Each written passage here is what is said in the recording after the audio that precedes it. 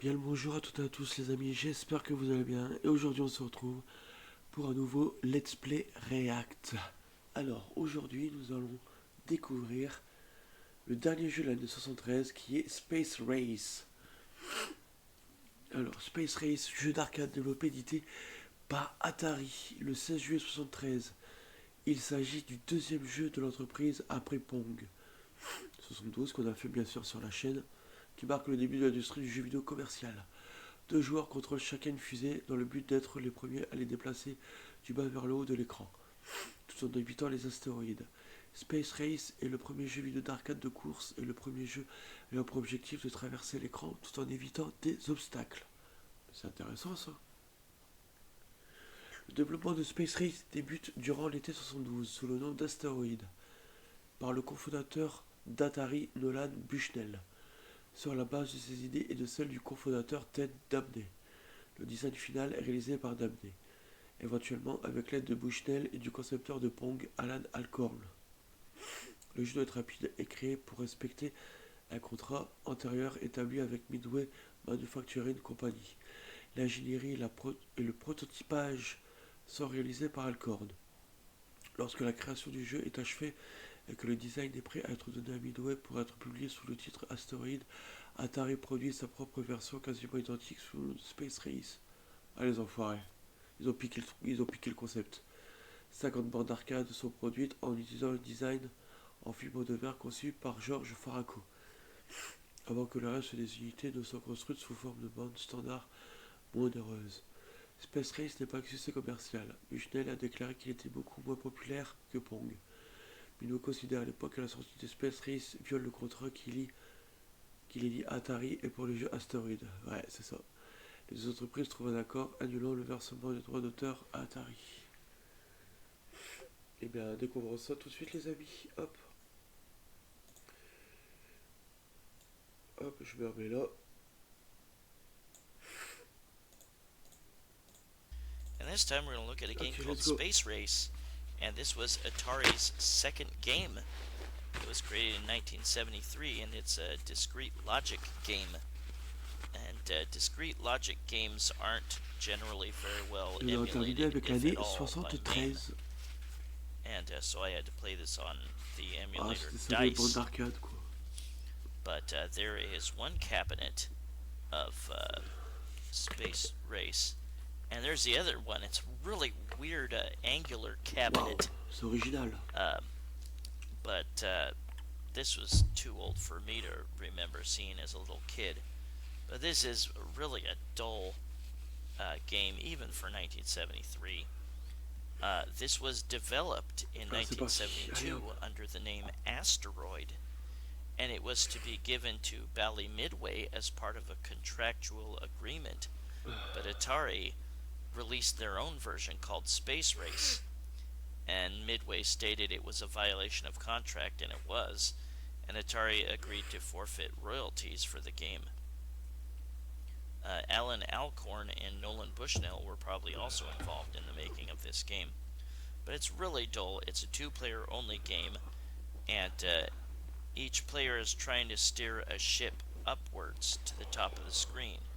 It's very much like the later Frogger or Freeway for the Atari 2600. Alors, il démarre ou pas?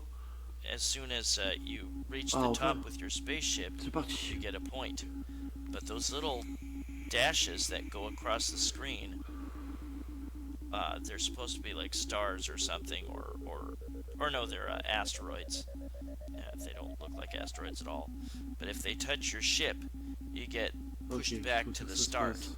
And you have to wait a second or two before you reappear at the bottom. And I'm controlling both first and second players. Now the asteroids will go through that line. Keep that in mind. It's kind of disorienting, that line. But the line only represents time. And once that line has disappeared, the time is up. And you cannot move your spaceship left or right, and that's really weak sauce, as far as I'm concerned. And yeah, as soon as you touch an asteroid, it goes boop, and you have to wait a couple seconds until your ship reappears at the bottom. That's all the gameplay is. Really, really dull. Ah, But c'est again, pixel près, hein. it's a bit disorienting, but you have to watch for Oh. the stars, or I keep calling them stars, the asteroids, to go through that line in the middle. They will go through it. So once you kind of train your eyes to notice that, J'y arrive pas. then you can get a little bit better at this game. Yeah, whoever has the higher score at the end of the game is the winner. Even for 1973, it's really, really, really dull. And yeah, I was too young to see this in arcades back in the day. Shoot, I think the first games that I remember actually playing as a little kid were the black and white racing games like Sprint or Sprint 2, rather than this, because I would have been 1. Much too young to go to the arcades. But yeah, this was Atari's second arcade game, and it's really not very good. And it didn't do particularly well in the arcades from what I hear. But there's a whole lot of discrete logic games Qu'est-ce I qu'il would parle, love allez, to lance try le to truc. play. I had to play this through dice, and if you're... We'll play again real quick. If you're planning on recording something through dice, recording gameplay, dice and Bandicam generally do not work well with each other. If you're going to use Bandicam, you want to use the window capture option, and you can open up a little window and stretch it to fit around the dice screen. Use that option and record off of that. Don't use the game record option, because it will not want to work right. But yeah, that's all this game is. You can backtrack, you can push down to make your ship move back down. You can't make it move down from the way bottom. But you can backtrack just a little if you need to. But again, train your eyes to look through that timeline and know that the asteroids, Oh. that's so primitive, they're just little dashes, will go right through that line.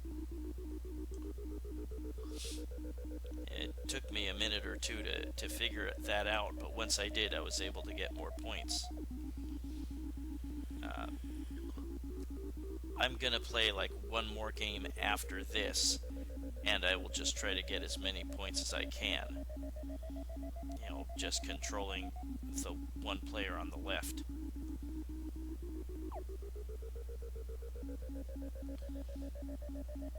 Yeah, this is just not a very good game even for 1973.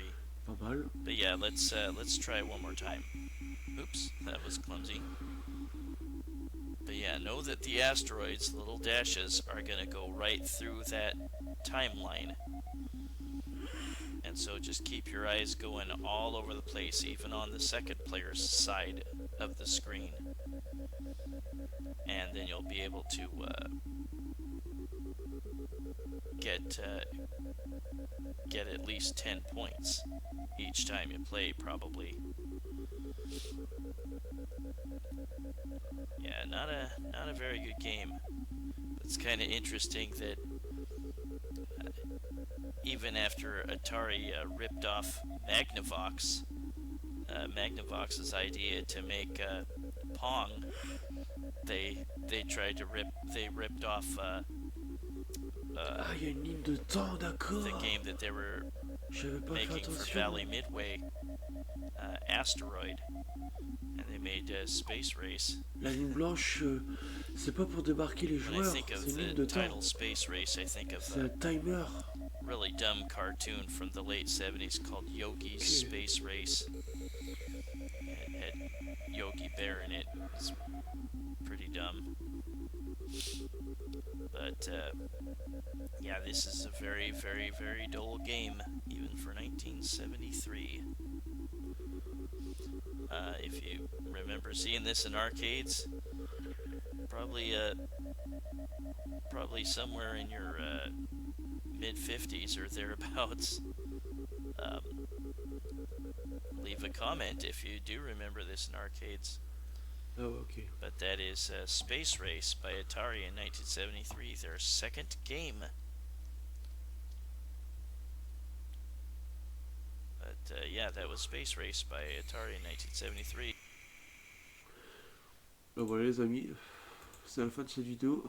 Merci à tous d'avoir regardé jusqu'au bout. N'hésitez pas à dire dans les commentaires ce que vous en avez pensé. J'ai trouvé ça intéressant en vrai.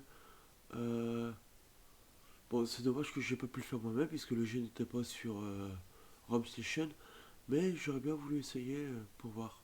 C'était cool. En tout cas, merci à tous. Vous pouvez nous joindre sur Facebook, Discord, Tipeee et TikTok. Les liens sont dans la description.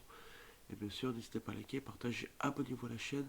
On se retrouve pour une prochaine vidéo. Allez, ciao.